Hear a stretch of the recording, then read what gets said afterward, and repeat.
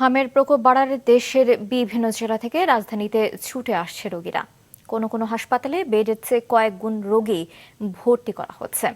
এদিকে গেল ২৪ ঘন্টায় ঢাকা, রাজশাহী এবং কুষ্টিয়ায় উপসর্গ নিয়ে আরও ৬ শিশুর মৃত্যু হয়েছে।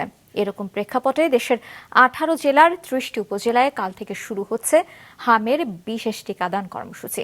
ফাহিয়ান হামিমের রিপোর্ট।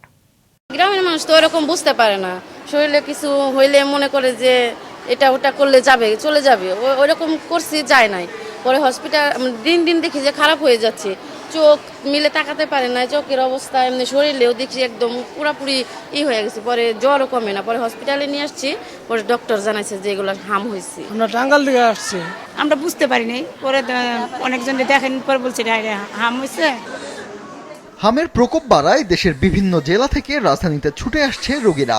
তবে অনেকেই দেরিতে হাসপাতালে আসায় বাড়ছে জটিলতা। যারা পেরিফেরি থেকে আমাদের কাছে আসছে, দেশের প্রত্যন্ত অঞ্চল থেকে, তারা দেখা যাচ্ছে যে এটা একটু কমপ্লিকেটেড অবস্থায় আসছে, কারণ তারা হয়তো র্যাশটা অনেক আগে এসেছে, তারা সেটা বুঝতে পারে নাই।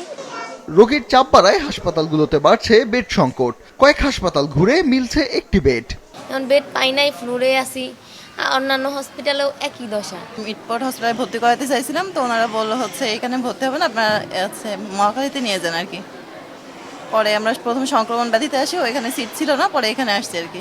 মহাখালীর সংক্রামক ব্যাধি হাসপাতালে গত ২৪ ঘন্টায় হামে আক্রান্ত হয়ে আরও ১৩ জন ভর্তি হয়েছে।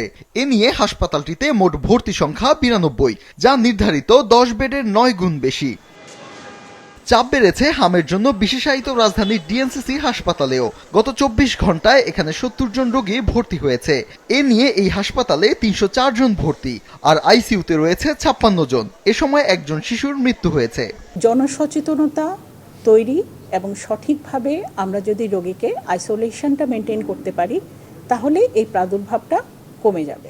একটা সুস্থ সবল হেলদি বাচ্চা, হেলদি এনভায়রনমেন্ট শুধু হাম না, যে কোনো ধরনের ছোঁয়াচে রোগ থেকে বাচ্চাকে বেঁচে থাকার প্রেরণা দেয়। এদিকে হামের হটস্পট হয়ে উঠেছে রাজশাহী মেডিকেল কলেজ হাসপাতাল। গত ২৪ ঘন্টায় হামের উপসর্গ নিয়ে হাসপাতালটিতে ৩ শিশুর মৃত্যু হয়েছে। কুষ্টিয়াতেও দুশ্চিন্তার কারণ হয়ে দাঁড়িয়েছে হামের সংক্রমণ। এরকম প্রেক্ষাপটে দেশের ১৮ জেলার ৩০টি উপজেলায় কাল সকাল ৯টা থেকে শুরু হচ্ছে হামের বিশেষ টিকাদান কর্মসূচি। ৬ মাস থেকে ৫ বছরের নিচে এই ব্র্যাকেটের ভিতরে রোগী 82%, এবং এইখানে ডেথটা বেশিও হচ্ছে।